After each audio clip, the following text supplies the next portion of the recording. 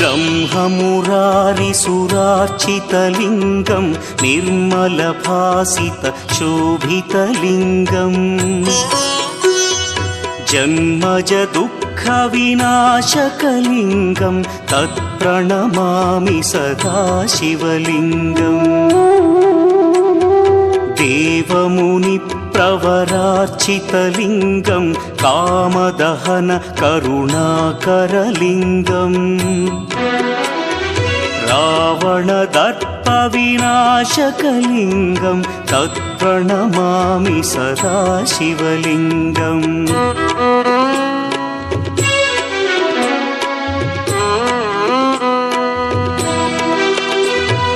सर्वसुगन्धसुलेपितलिङ्गं बुद्धिविवर्धनकारणलिङ्गं सिद्धसुरासुरवन्द्यं